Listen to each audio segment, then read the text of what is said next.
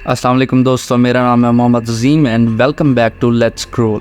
दोस्तों, let's scroll की horror tape में आपका खुश आमदीद। दोस्तों, ये एक शख्स का सच्चा वाक़या है। आइए इसकी ज़बानी पढ़ते हैं जो इसने हमें भेजा है। वो कहता है कि जब बारिश होती थी तो मैं अक्सर अपना बिस्तर उठाकर छत पर सोने चला जाता था, क्योंकि इसमें सोने का मज़ा ही कुछ और होता है। सब घर वाले छत पर सो रहे हैं। वो अभी एक गर्मियों की रात थी। अचानक रात को बारिश होने लगी तो सारे अपने चादरें तकिए संभाल कर नीचे भागे, मगर मेरी आदत थी कि मैं नीचे की चटाई अपने ऊपर डालकर सोता रहता जब तक बारिश ज़ोर ना पकड़ लेती, क्योंकि मुझे ऐसे बहुत अच्छा लगता था। इस रात भी सारे घर वाले नीचे चले गए और मैं अकेला चटाई डाले सोता रहा। मैं गनूदगी में था कि अचानक मुझे 2 बिल्लियों की ज़ोर सी लड़ने की आवाज़ें आईं। लड़ते हुए इनकी आवाज़ें बहुत बुरी लग रही थीं। वो लड़ते हुए छत की 4 दीवारी पर दौड़ रही थी और आवाज़ें इतनी भयानक और अजीब थीं कि पूछिए मत। पहले इनकी रोने की आवाज़ें सुनकर मैं बेचैनी में जाग गया। सोचा कोई जूता उठाकर इनको भगा दूं। फिर सोचा कि मैं अंधेरे में जूता कहाँ ढूंढूंगा। थोड़ी देर बाद खुद ही लड़कर थक जाएंगी तो चली जाएंगी। अचानक खामोश हो गए। मैं दोबारा गनूदगी में चला गया। तभी एक बिल्ली की ज़ोरदार चीख मेरी चारपाई के ऐन नीचे से आई और मैं उछल पड़ा। मैंने चारपाई के नीचे झांका, मगर वहाँ कुछ नहीं था। इधर उधर नज़र दौड़ाई, मगर वहाँ कोई भी नहीं था।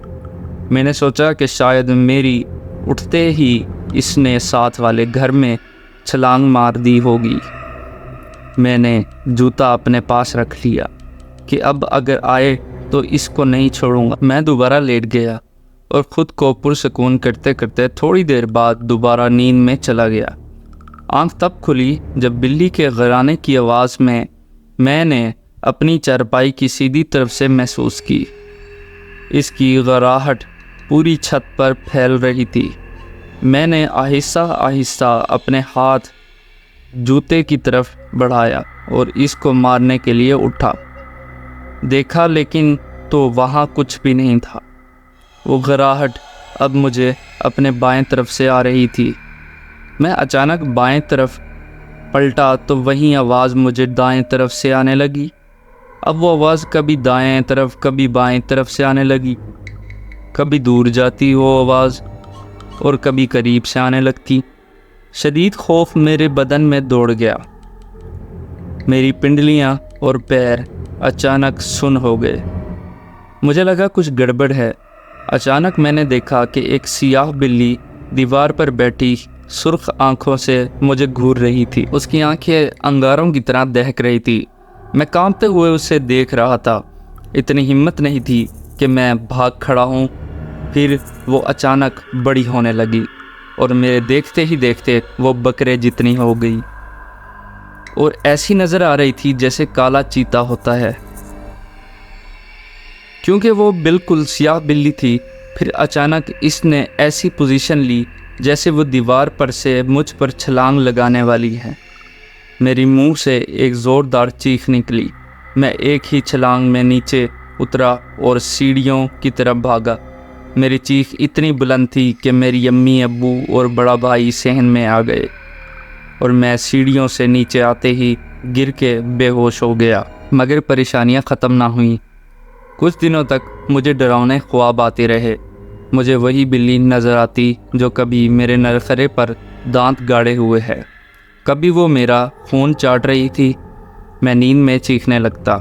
फिर मुझे ख्वाब में भयानक लोग दिखाई देते, जैसे किसी का सर नहीं होता था, किसी का गोश्त लटका होता था, आंखों की जगह काले सुराख होते, बाजू कटे होते। इस वाक़ये के बाद मैं बीमार रहने लगा, कमज़ोर होता गया। डर के मारे मैं घर से बाहर नहीं निकलता था। फिर मौलवी साहब दम करने आते, मुझे पानी पिलाया जाता।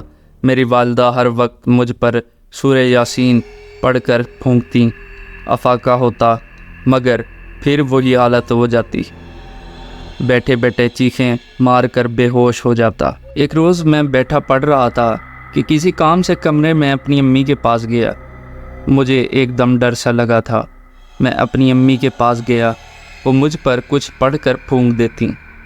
میری امی میری طرف پیٹھ کر کے الماری کھولے کپڑے طے کر رہی تھی۔ میں نے امی کو پکارا مگر انہوں نے مجھے جواب نہیں دیا۔ میں ان کے قریب گیا اور ان کو آواز دی تو انہوں نے مجھے مڑ کر دیکھا مگر وہ میری والدہ نہ تھی۔ وہ خوفناک شکل کی عورت تھی۔ اس کا رنگ تانبے جیسا تھا، آنکھیں اس کی سرد اور منہ کا دہانہ بڑا تھا۔ وہ ہاتھ پھیلائے ہنسی چلی جا رہی تھی اور مجھے اپنی طرف بلا رہی تھی۔ اس کے دانت چمک رہے تھے۔ میں تو پہلے ہی ڈر کے اپنی والدہ کے پاس دم کروانے آیا تھا۔ اس عورت کی شکل دیکھی تو وہیں بے ہوش ہو گیا۔ جب ہوش آیا تو مولوی صاحب میرے سرہانے بیٹھے ہوئے تھے۔ میرے ابو شدید پریشانی میں بیٹھے تھے۔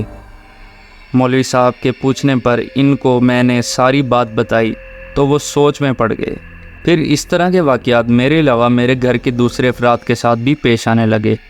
کبھی باتھ روم کا دروازہ اندر سے بند ہو جاتا، پانی کی آوازیں آنے لگتی، تھوڑی دیر بعد دروازہ خود سے کھل جاتا لیکن اندر کوئی نہ ہوتا۔ ایک بار ہم سب رات کو ٹی وی دیکھ رہے تھے کہ بجلی کا بٹن ٹھک سے اوپر ہوا اور بلب بجھ گیا۔ ایک بار میری امی کی چارپائی کمرے کے بیچ میں کسی نے کھینچ کر دور کر دی جب وہ سوئی ہوئی تھی۔ چیزیں ہم ایک جگہ رکھتے مگر ہمیں ملتی دوسری جگہ سے تھیں۔ گھر کا ہر فرد ڈرا سہما رہنے لگا تھا۔ کوئی میرے ساتھ نہیں بیٹھتا تھا۔ سارے بہن بھائی مجھ سے گن کھانے لگے تھے۔ کوئی میرے منہ پر تھوکنا بھی گوارا نہ کرتا تھا۔ کالج میں دوست دور رہنے لگے تھے۔ کئی بار ہم دوست بیٹھے ہوتے تو میری خود بخود سے پنگی بجنے لگتی جس کی وجہ سے میں بے حد پریشان ہو گیا تھا۔ ہمارے گھر کا سکون غارت ہوئے 7 مہینے ہو گئے تھے۔ میں اپنے حالت سے اتنا تنگ ہوا کہ خودکشی کا سوچنے لگا۔